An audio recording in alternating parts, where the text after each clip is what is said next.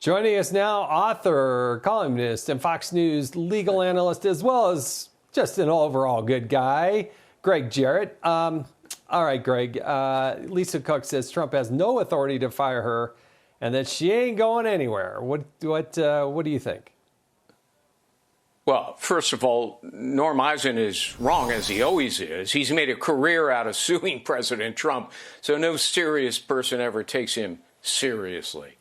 The law says, Jason, that any Fed governor can be removed for cause which is typically defined as malfeasance, gross negligence, and gross misconduct. So, under that standard, deceit and dishonesty qualifies.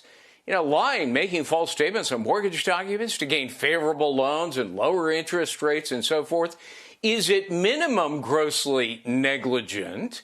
But it's also criminal. Now, of course, Lisa Cook hasn't been charged criminally, but look at the law. That's not a predicate under the statute for firing. It's the act of misconduct that is operative, because the American people, deserve to have confidence that members of the Fed are honest people.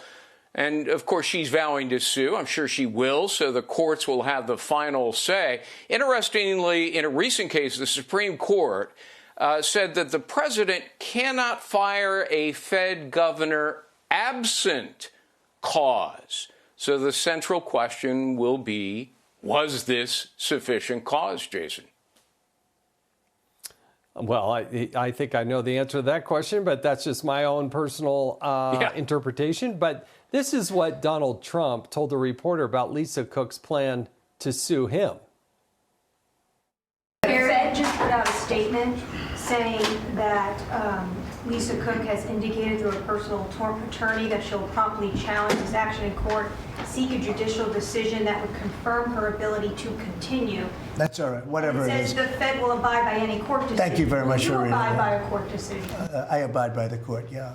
I abide by the court. Yes, it's enough. It's enough. Of course, Greg, the president has been on a roll in court. He's actually done exceptionally well. And I do think the Constitution ultimately is on the side of the president. You can't have a person operating outside the bounds of the law and impervious to firing of by some, chief executive that's in charge. Yeah, I agree wholeheartedly, Jason. And, people should understand that falsifying bank documents and property records to obtain favorable loans, lower interest rates, that is no small matter, up to 30 years behind bars upon conviction.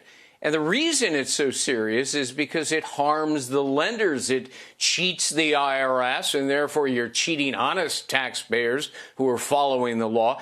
It destabilizes markets on a broad scale, and it famously, of course, you remember this, contributed to the epic financial meltdown back in 2008. And the irony here is so stunning. The Fed sets interest rates that affect mortgages. And here you have a Fed governor who's accused of mortgage fraud. I mean, you can't make it up. Hey, it's Washington, D.C. There's always somebody doing something stupid somewhere. Come on, Greg. We know that. All right. Now thanks so much for joining us.